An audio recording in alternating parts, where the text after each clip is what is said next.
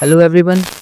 इस वीडियो में हम सीखेंगे कि रियल नंबर पर आधारित आपके एग्जाम में किस तरह के क्वेश्चंस पूछे जाते हैं। खास करके अगर आपका कोई भी टीचिंग एग्जाम आ रहा है जैसे कि पीआरटी हो गया, टीजीटी, पीजीटी हो गया, तो ये वाला वीडियो आपके लिए काफ़ी हेल्पफुल है क्योंकि रियल नंबर पर आधारित कई सारे क्वेश्चंस वहाँ पर इससे पूछे जाते हैं। यहाँ पर मैंने क्वेश्चंस को बाइलिंगुअल रखा है, तो अगर आप एक हिंदी मीडियम के स्टूडेंट हैं तब भी आपके लिए ये वीडियो हेल्पफुल है। इससे पहले कि हम क्वेश्चंस की प्रैक्टिस करें, मैं आपको बता दूं कि सबसे पहले आपको आना चाहिए क्लासिफिकेशन ऑफ नंबर, मतलब कौन से नंबर कितने प्रकार के होते हैं। जैसे मान लो मैं कहूँ रियल नंबर्स होते हैं, तो आप कहो कि ये वाले रियल नंबर्स होते हैं, है ना। इवन क्या होते हैं, प्राइम क्या होते हैं, कंपोजिट नंबर्स क्या होते हैं, ट्विन प्राइम क्या होते हैं, ये सारे के सारे आपके क्लियर होने चाहिए। तो अगर ये आपको आता है तो हम क्वेश्चंस की प्रैक्टिस कर रहे हैं, और अगर ये नहीं आता है तो डिस्क्रिप्शन में एक वीडियो है, आप उस वीडियो को जरूर देख लेना, और उससे क्या होगा, आपके डाउट्स क्लियर हो जाएंगे, फिर क्वेश्चंस करने में भी थोड़ा मजा आएगा। क्वेश्चन नंबर फर्स्ट है कि एवरी रैशनल नंबर इज, जितने भी रैशनल नंबर्स होते हैं वो क्या होते हैं। तो देखो, आप ये जानते हो कि जो रैशनल नंबर्स होते हैं वो क्यू, और रियल नंबर्स को हम आर से रिप्रेजेंट करते हैं। मतलब रियल नंबर का सेट बड़ा होता है और रैशनल नंबर का छोटा होता है, तो इसलिए जो इसका आंसर हो जाएगा वो सी करेक्ट हो जाएगा कि वो जो है हर एक रैशनल नंबर एक रियल नंबर भी होता है।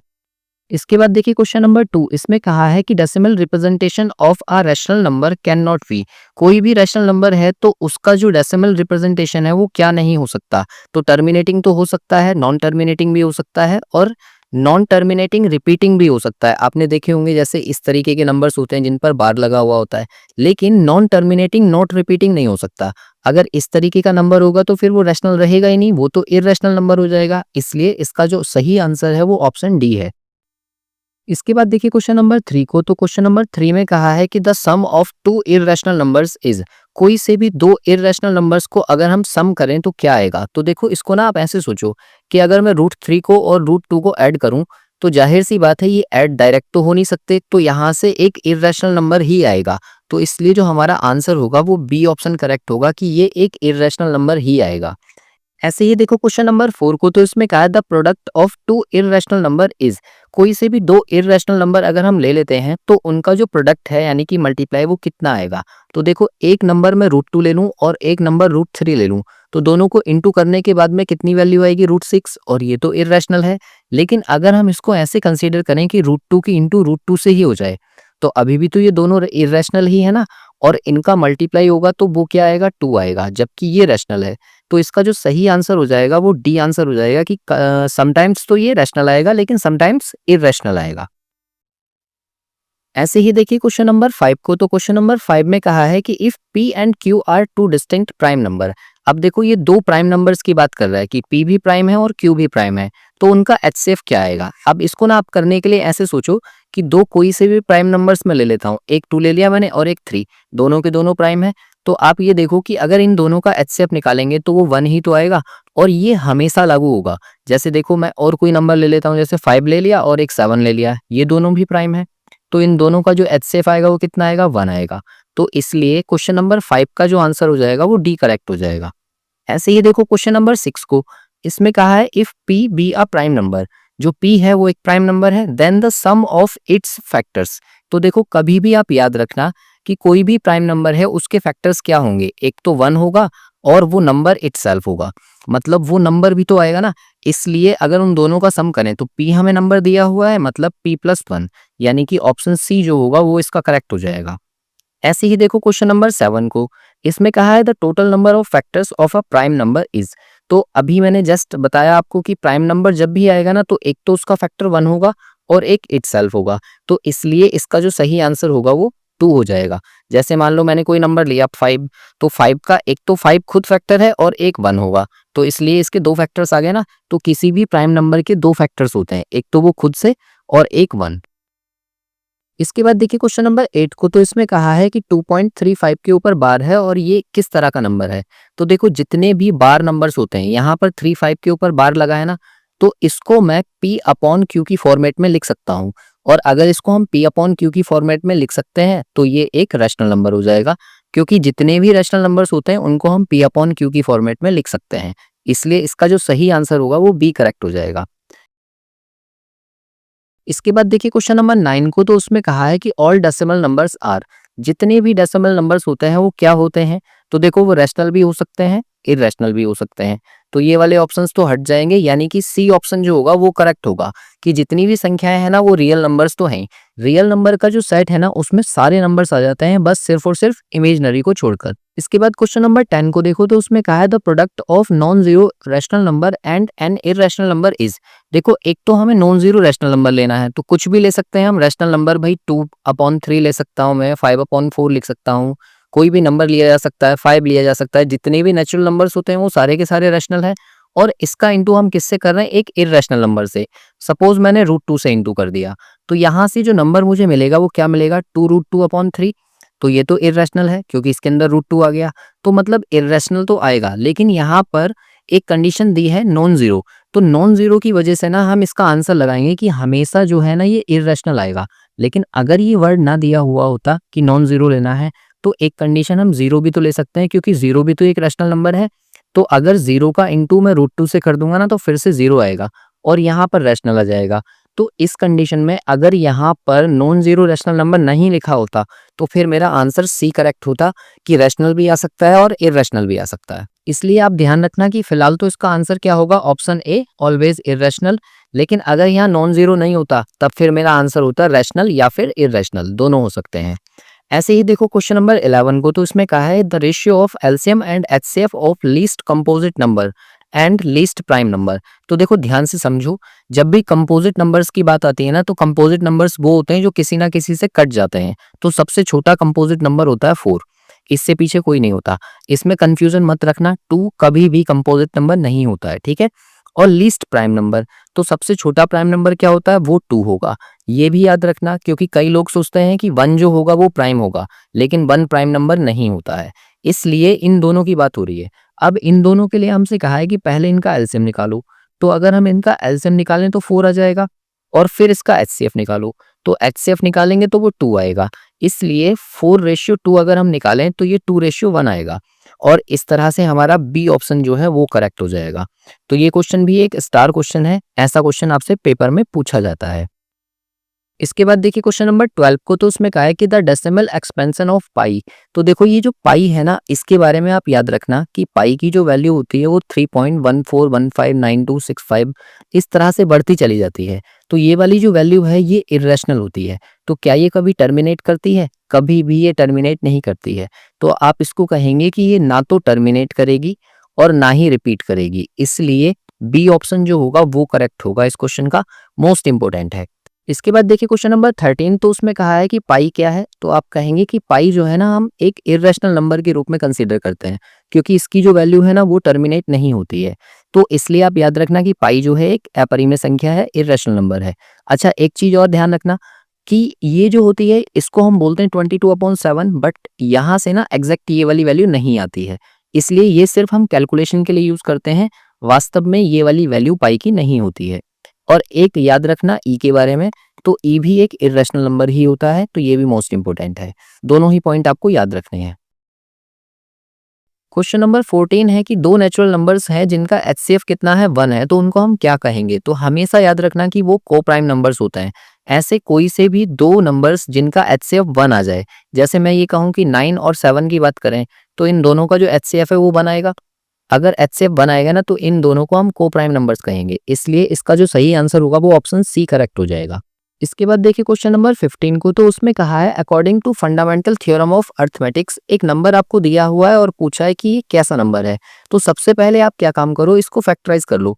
तो अगर ये फैक्टराइज हो जाएगा फिर मैं आपको बताऊंगा कि फंडामेंटल थ्योरम हमारी क्या कहती है। तो सबसे पहले ये 5 से कट हो जाएगा, अगर 5 से कट होगा तो ये 2783 टाइम्स कट हो जाएगा। फिर से हम इसको कट कर सकते हैं 11 से, तो 11 से ये कट हो जाएगा 253 टाइम्स, फिर से 11 से कट हो जाएगा 2 और 3 टाइम्स, और फिर ये कट होगा 23 से 1 टाइम्स। तो मैं यहाँ से ये बोल सकता हूँ कि ये जो नंबर आपका दिया हुआ है, इस नंबर को मैं 5 × 11 का स्क्वायर और इंटू 23 इसके रूप में लिख सकता हूँ। अब आप ये जानो कि फंडामेंटल थ्योरम क्या कहती है। फंडामेंटल थ्योरम ये कहती है कि कोई भी कंपोजिट नंबर अगर है तो उसके हम यूनिक तरीके से फैक्टर्स कर सकते हैं। जैसे मान लो 6 है, तो 6 को मैं 2 × 3 लिख दूंगा ना, तो ये एक यूनिक तरीका होगा, मतलब 6 को लिखने के लिए। इसके अलावा और कोई तरीका नहीं हो सकता इसके फैक्टराइज करने का, तो इसको मैं सीधे सीधे कंपोजिट नंबर बोल दूंगा। तो इसलिए क्योंकि ये जो नंबर दिया हुआ था हमें, इसको हम एक यूनिक तरीके से फैक्टराइज कर सकते हैं, तो इसलिए ये एक कंपोजिट नंबर होगा। इसलिए ऑप्शन ए जो होगा वो इसका करेक्ट है। इसके बाद देखिए क्वेश्चन नंबर 16 को। तो क्वेश्चन नंबर 16 में आपसे कहा गया है कि अगर P1 और P2 दो ऑड प्राइम नंबर्स हैं, जिसमें जो P1 की वैल्यू है वो P2 से बड़ी है, तो दोनों के स्क्वायर को आप बताइए कि वो किस तरह का होगा। तो देखो ऐसे क्वेश्चन को करने के लिए ना आप तुरंत से कंसीडर कर लो, ऑड भी हो और प्राइम भी हो। तो मैंने कहा एक मैं 5 ले लेता हूँ, एक 3। इनको ऐसे क्यों माना है? क्योंकि P1 की वैल्यू जो है ना P2 से बड़ी है, इसलिए मैंने P1 को लिया 5 और P2 को ले लिया 3। अब ये कह रहे हैं इन दोनों का स्क्वायर करके ना डिफरेंस कर लो, मतलब 5 का स्क्वायर करो और 3 का स्क्वायर करो। तो 5 5 जा 25 हो जाएगा और माइनस 3 3 जा 9 हो जाएगा। तो दोनों को माइनस करेंगे तो 16 आएगा। अब आप ये देखो कि ये 16 कैसा नंबर है? ये एक इवन नंबर है। तो अब आप देखो कि कौन से ऑप्शन में इवन की बात हुई है? ऑप्शन ए में। इसलिए हम बोल देंगे कि यहाँ से जो है ना इवन नंबर हमें मिलेगा, इसलिए ऑप्शन ए जो होगा वो करेक्ट होगा। इसके बाद देखिए क्वेश्चन नंबर 17 को। तो उसमें कहा है कि decimal expansion of number √2 is. आपको बताना है कि √2 का जो डेसिमल एक्सपेंशन है वो किस तरह का होगा। तो आप ये जानते हो कि √2 की वैल्यू जो है इर्रेशनल है, 1.41421 इस तरीके से आगे बढ़ती चली जाती है। तो आप देखो सबसे पहले तो इसमें कंफ्यूज हो सकते हैं ऑप्शन बी से देखकर। क्या बी की वैल्यू आगे डॉट डॉट डॉट करके बढ़ाई हुई है? नहीं। तो इसका मतलब बी ऑप्शन तो कभी नहीं होगा। अच्छा, एक फाइनाइट डेसिमल हो सकता है क्या? बिल्कुल नहीं, ये तो इर्रेशनल नंबर है। और नॉन टर्मिनेटिंग रिपीटिंग, अगर ये रिपीट होता तो हम इसको इर्रेशनल कहते ही क्यों? ये भी नहीं होगा। तो इसका मतलब इसका आंसर हो जाएगा डी, कि इसका जो वैल्यू होता है वो नॉन टर्मिनेटिंग होता है और नॉट रिपीटिंग भी होता है। इसके बाद देखिए क्वेश्चन नंबर 18 को। तो क्वेश्चन नंबर 18 में ना आपको एक नंबर दिया हुआ है 119, उसका स्क्वायर और 11 का स्क्वायर।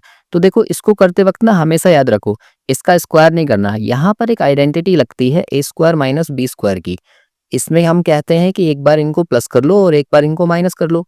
तो आप ये देखो कि 119 को पहले मैं प्लस कर दूं 11 के साथ, और इंटू 119 को मैं माइनस कर दूं 11 के साथ।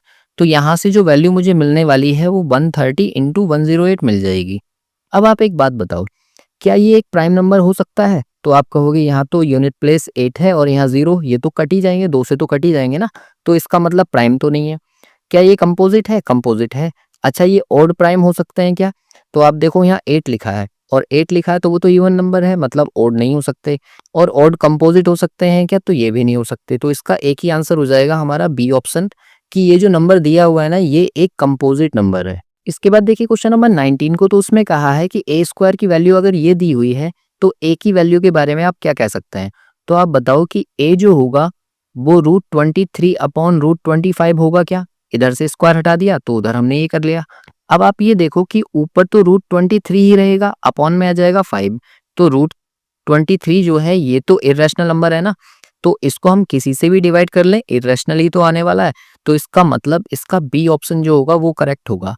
अगर ये परफेक्टली स्क्वायर नंबर होते, जैसे मान लो a स्क्वायर बराबर आपको दिया हुआ होता 36/25, तब तो मैं इसको 6/5 लिख सकता हूं, तो फिर हम इसका आंसर रैशनल लगाते। फिलहाल इसका आंसर क्या होगा? Irrational number. ऐसे ही देखो क्वेश्चन नंबर 20। तो क्वेश्चन नंबर 20 में आपसे कहा गया है कि अगर एलसीएम और एचसीएफ दो नंबर्स के बराबर हों तो उन नंबर्स के बारे में आप क्या कहोगे? तो देखो एलसीएम और एचसीएफ ना कोई से भी दो नंबर के तभी बराबर हो सकते हैं जब वो दोनों नंबर बराबर हों। जैसे मान लो एक नंबर मैंने 4 ले लिया और दूसरा भी 4 ले लिया, तो अगर इनका एलसीएम निकालेंगे तो भी 4 आएगा और एचसीएफ निकालेंगे तो भी 4 आएगा। तो इन दोनों नंबर्स का बराबर होना जरूरी है, इसलिए जो इसका आंसर होगा वो डी करेक्ट हो जाएगा। इसके बाद देखिए क्वेश्चन नंबर 21 को। तो उसमें कहा है कि अगर p और q दो कोप्राइम नंबर्स हैं तो आप बताओ कि p और q के बारे में आप क्या कह सकते हो। तो देखो क्या वो दोनों इवन होंगे? तो कभी भी दो इवन नंबर कोप्राइम नहीं हो सकते, क्योंकि उनका एचसीएफ ना कुछ आएगा। जैसे मान लो 2 और 4 की बात करें तो इसका एचसीएफ कितना आ जाएगा? 2 आ जाएगा, जबकि मुझे कोप्राइम होने के लिए उनका एचसीएफ 1 चाहिए। इसका मतलब इवन नहीं हो सकते। क्या वो दोनों ओड हो सकते हैं? तो ओड भी नहीं हो सकते। आप ऐसे सोचो कि कोई से भी दो नंबर ले लिए, मैंने एक सपोज 9 ले लिया, एक 15 ले लिया, तो दोनों का जो एचसीएफ आ जाएगा वो 3 आ जाएगा, क्योंकि यहाँ पर जो दोनों नंबर हैं वो कैसे हैं? ओड हैं। तो इसका मतलब ओड भी नहीं हो सकता, क्योंकि फिर वो कोप्राइम नहीं रहेंगे। तो क्या नॉट कोप्राइम हो सकते हैं? तो अगर वो दोनों कोप्राइम नहीं होंगे तो पहली कंडीशन ये खत्म हो जा रही है, इसका मतलब ये भी नहीं होगा। तो इसका जो सही आंसर लगाएंगे हम वो सी लगाएंगे कि दोनों नंबर का कोप्राइम होना जरूरी है।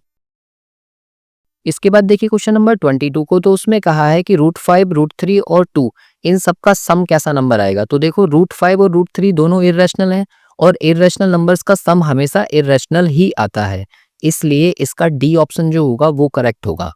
इसके बाद देखिए क्वेश्चन नंबर 23, तो उसमें कहा है a rational number has terminating decimal expansion. कोई भी नंबर आपको दिया हुआ है तो उसका जो डेसिमल एक्सपेंशन होगा वो टर्मिनेटिंग होगा। अगर उसके डिनोमिनेटर के बारे में आप क्या जानते हैं? तो देखो हमेशा याद रखना कि अगर अपॉन में 2 और 5 आते हैं तो वो टर्मिनेटिंग होगा, और अगर 2 और 5 को छोड़कर कोई प्राइम नंबर नीचे आ जाता है तो हमेशा वो नॉन टर्मिनेटिंग होगा। जैसे मान लो आप ये कहो कि मैं 25/10 लिख दूं, तो क्या ये टर्मिनेटिंग होगा? आप जानते हो 2.5 आएगा, है ना? लेकिन ये जो 10 है इसको आप देखो कि 2 और 5 लिख सकता हूं मैं, तभी तो ये आ रहा है, और ये 2 और 5 जो है पहला ऑप्शन हमारा करेक्ट करवा दे रहा है।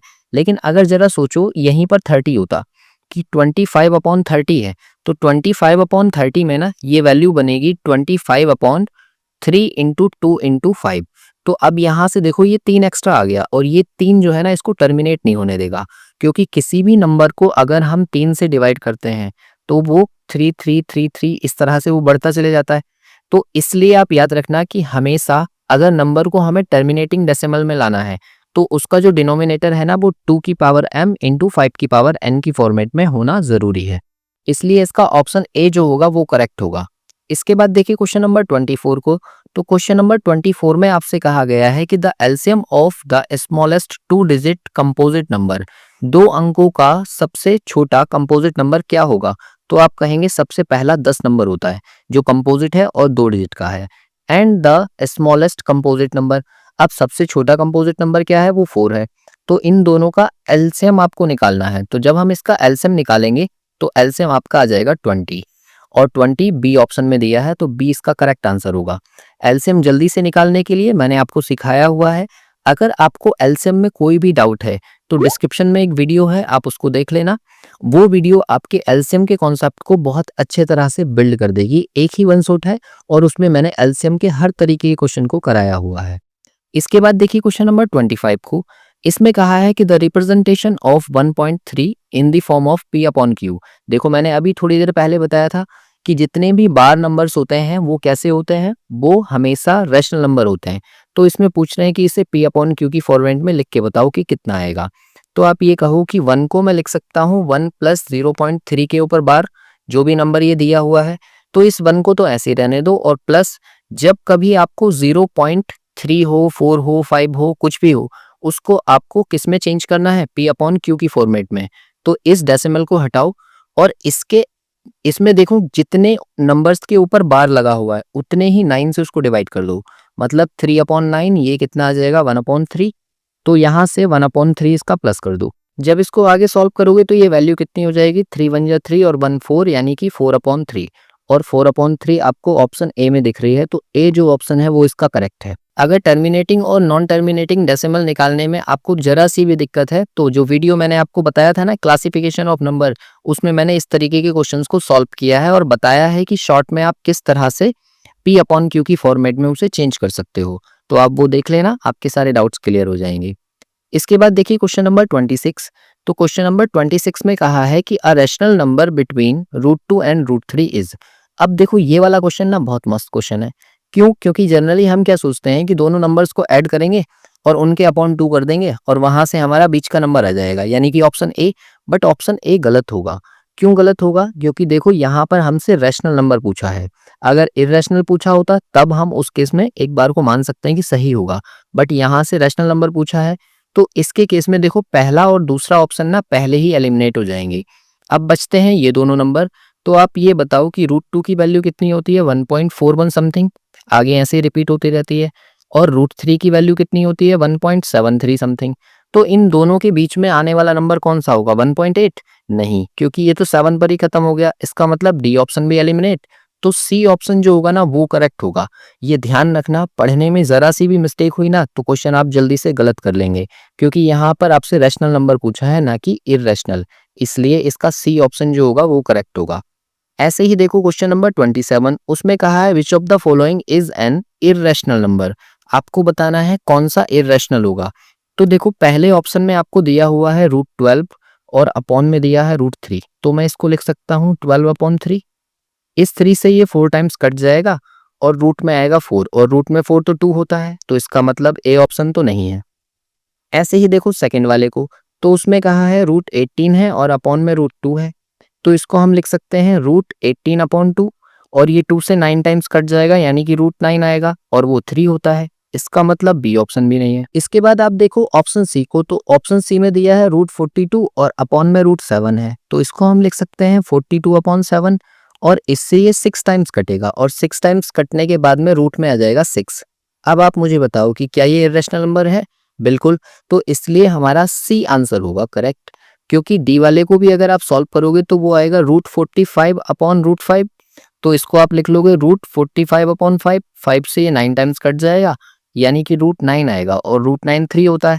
इसका मतलब डी ऑप्शन भी यहाँ से एलिमिनेट हो जाएगा, तो सी ऑप्शन जो होगा वो करेक्ट होगा कि जो सी ऑप्शन है वो हमें एक इरेशनल नंबर बना कर देगा।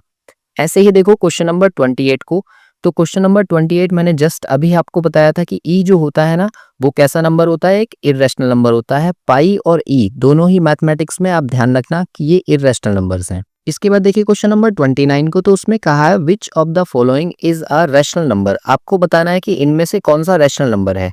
तो अगर हम पाई की बात करें तो पाई रैशनल नंबर होता है क्या? इतनी देर से हम यही बात कर रहे हैं कि पाई रैशनल नंबर नहीं होता, तो इसलिए ये तो हमने एलिमिनेट कर दिया। क्या ऑप्शन सी हो सकता है इसमें? तो देखो यहाँ पर 10 था, फिर 100 है, फिर 1000 है, फिर 10,000 है, मतलब एक डिजिट बढ़ती जा रही है, तो क्या ये रिपीटिंग है? ये रिपीटिंग नहीं है, इसका मतलब ये भी नहीं हो सकता। फिर डी को चेक करो, क्या ये हो सकता है? तो यहाँ देखो 835 दिया है, 835 है, 835 है, इसका मतलब ये नंबर रिपीटिंग है। अगर ये रिपीटिंग है तो 0.835 के ऊपर बार लगेगा और इसको मैं पी अपॉन क्यू की फॉर्मेट में लिख सकता हूँ। 835 अपॉन 3 के ऊपर बार है तो 999 से इसको डिवाइड कर देंगे, तो ये तो रैशनल है। अगर ये रैशनल है तो 5 भी रैशनल होता है। इसका मतलब इस क्वेश्चन में थोड़ी सी एरर है। आप क्या काम करना है, यहाँ पर रूट लगा लेना कि ये जो है ना रूट 5 है, और अगर रूट 5 है तो ये भी इरेशनल में चला जाएगा, तो इसका डी ऑप्शन जो होगा वो करेक्ट हो जाएगा। मतलब ये वाला जो नंबर है इस तरह से हम इसको पी अपॉन क्यू की फॉर्मेट में लिख सकते हैं। इसके बाद देखिए क्वेश्चन नंबर 30 को, which of the following is an irrational number. आपको यहाँ पर देखकर बताना है कि कौन सा इरेशनल होगा। तो देखो सबसे पहला जो है ना वो तो रैशनल है, क्योंकि 3.14 है ना, पॉइंट उड़ाएंगे नीचे 2 जीरो बढ़ा लेंगे, ये हो गया पी अपॉन क्यू की फॉर्मेट में, तो ये तो नहीं है। क्या दूसरा वाला है? तो इसको भी देखो 14 रिपीट हो रहा है, मतलब इसको हम लिखेंगे 3.14 के ऊपर बार, और बार नंबर्स को भी हम पी अपॉन क्यू की फॉर्मेट में लिख सकते हैं, तो ये भी नहीं है। अच्छा ये वाला हो सकता है क्या? तो ये 3.144444 ये रिपीट हो रहा है, तो इसको भी मैं क्या लिख सकता हूँ, 3.14 और 4 के ऊपर बार, मतलब ये भी पी अपॉन क्यू की फॉर्मेट में लिखा जा सकता है। तो ये तीनों तो एलिमिनेट हो जाएंगे, जो चौथा वाला है वो एलिमिनेट नहीं होगा, वही हमारा इरेशनल नंबर है, इसलिए इसी को हम मार्क कर देंगे। इसके बाद देखिए क्वेश्चन नंबर 31 में कहा है कि which of the following is a rational number. आपको बताना है रैशनल कौन सा होगा। तो देखो रूट 3 इसमें आ रहा है, +1 करेंगे तो ये तो नहीं होगा, ये इरेशनल होगा। पाई के बारे में हम पहले ही सीख चुके हैं कि ये इरेशनल है, और इसमें भी रूट 3 आ गया तो ये भी इरेशनल है, और 0 को मैं 0/1 लिख सकता हूँ। इसका मतलब डी ऑप्शन जो होगा वो इसका करेक्ट होगा कि ये एक इरेशनल नंबर नहीं रैशनल नंबर है। इसके बाद देखिए क्वेश्चन नंबर 32, तो उसमें कहा है which of the following statement is true. आपको बताना है कि कौन सा ट्रू होगा। तो सबसे पहले वाले को देखो, इसमें कहा है every integer is a rational number. जितने भी इंटीजर्स होते हैं वो सारे के सारे रैशनल नंबर्स होते हैं, बिल्कुल सही बात है। अच्छा सेकंड में कहा गया है कि every rational number is an integer. ऐसा संभव नहीं है, क्योंकि जितने भी रैशनल नंबर्स होते हैं वो इंटीजर कैसे हो सकते हैं? इंटीजर तो कंप्लीट नंबर्स होते हैं ना, और रैशनल नंबर में डेसिमल भी आ जाएंगे, तो ये वाला गलत है। अच्छा थर्ड को देखें, अ रियल नंबर इज इधर रैशनल और इरेशनल, ये बात भी सही है। और होल नंबर जो है वो नेचुरल होते हैं, नहीं जीरो की वजह से ये भी नहीं होगा। तो इसका मतलब पहला और तीसरा सही है, मतलब सी ऑप्शन जो होगा वो इसका करेक्ट है। इसके बाद देखिए 33, इसमें कहा है कि every point on a number line represent a unique real number. Number line के ऊपर ना कोई भी एक पॉइंट अगर है ना तो वो एक यूनिक रियल नंबर को दर्शाता है, वो और कोई दूसरा वहां पर नहीं हो सकता, इसलिए ए ऑप्शन जो होगा वो करेक्ट होगा। इसके बाद देखिए क्वेश्चन नंबर 34, तो 34 में कहा है कि x की वैल्यू 0 से बड़ी है और इस वाले टर्म की वैल्यू क्या होगी, ये आपको बताना है। तो देखो इसे सॉल्व करने के लिए सबसे इजी ट्रिक मैं आपको बताता हूँ यहाँ पर x दिया हुआ है ना, तो x लिख लो। और देखो इसके ऊपर आप ये जानते हो कि रूट जब कभी भी हम हटाते हैं तो पावर कितनी होती है, 1/2 ना। तो इस वाले 2 का इंटू करो, कितनी बार रूट है 2, 2 जा 4, 4 2 जा 8, तो पावर में अपॉन में 8 लिख दो और ऊपर 8 माइनस 1 कर दो। जितनी भी पावर है ना उससे एक कम कर दो, तो ये वैल्यू कितनी आ जाएगी, x की पावर 7/8। और ऐसा कौन सा ऑप्शन आपको दिख रहा है, ऑप्शन डी। तो डी जो होगा वो करेक्ट होगा। एक और एग्जांपल इसका मैं बताऊं आपको, देखो जैसे रूट में आपको x दिया है, फिर से रूट x दिया है, फिर से रूट x दिया है, फिर से रूट x है और फिर से रूट x है। अब इसकी वैल्यू आपको निकालनी है सपोज, तो ये x हो गया। देखो कितना है 2, पहला वाले रूट के लिए 2, 2 जा 4, 4 2 जा 8, 8 2 जा 16 और 16 2 जा 32। तो आप इस 32 को तो नीचे लिख लो और इसमें से एक कम करके ऊपर लिख दो, तो ये वाली वैल्यू बन जाएगी। अब ये जो 32 है ना, इसका अगर आपको रूट बनाना है, रूट कैसे, मतलब देखो यहाँ सोच रहे हो ना ये 8 कैसे आया, तो अपॉन वाला टर्म जो है ना वो 8th रूट बना देगा और 7 जो है वो पावर में रह गया। मतलब इसको मैं ऐसे लिख सकता हूँ कि 32th रूट होगा इसका x की पावर 31 के साथ। ये आंसर ऐसे भी लिखा हो सकता है, तो इसलिए इसमें कभी भी आपको कंफ्यूजन नहीं पालना है। इसका आंसर जो होगा वो डी करेक्ट हो जाएगा। और देखिए इसका लास्ट क्वेश्चन क्या है 35 की रैशनलाइज द डिनोमिनेटर ऑफ ये जो नंबर आपको दिया है ना इसको आपको रैशनलाइज करना है। तो रैशनलाइज करने का तरीका ये होता है, जैसे 1/2 प्लस रूट 3 दिया है, तो आप क्या काम करो, नीचे का साइन चेंज करके ऊपर नीचे इंटू कर दो, 2 माइनस रूट 3 और अपॉन 2 माइनस रूट 3। अब नीचे जो फॉर्मूला बनेगा ना वो बनेगा a प्लस बी और a माइनस बी। ये मैंने अभी ऊपर आपको बताया था, ये a square minus B square का फॉर्मूला होता है। मतलब ऊपर तो आ जाएगा 2 माइनस रूट 3 और नीचे आ जाएगा 2 का स्क्वायर माइनस रूट 3 का स्क्वायर। इसको जब आप सॉल्व करोगे तो ये 2 माइनस रूट 3 रहेगा और अपॉन 2 का स्क्वायर 4 और माइनस रूट 3 का स्क्वायर हो जाएगा 3 और दोनों को माइनस करके ये आ जाएगा 2 माइनस रूट 3, जो कि ऑप्शन बी में दिया है। तो बी जो होगा वो इसका करेक्ट आंसर है। तो यहाँ पर मैंने आपको 35 क्वेश्चंस कराए हैं जो कि रियल नंबर पर बेस्ड हैं। बाकी मैंने जो वीडियोस आपको डिस्क्रिप्शन में दी हैं आप उनको जरूर देख लेना। यहाँ से आपका रियल नंबर का कॉन्सेप्ट अच्छी तरह से बिल्ड हो जाएगा। मुश्किल से आपको 1 घंटे में ये चैप्टर पूरा कंप्लीट मैंने करवा दिया है। बाकी आपका कोई डाउट है या किसी क्वेश्चन में कुछ एरर हो गई है तो आप मुझे कमेंट करना, मैं उसका करेक्ट आंसर आपको बता दूंगा। इस तरह की और वीडियोस चाहिए तो आप नीचे कमेंट कर सकते हैं। बाकी मिलते हैं नेक्स्ट वीडियो में नेक्स्ट टॉपिक के साथ।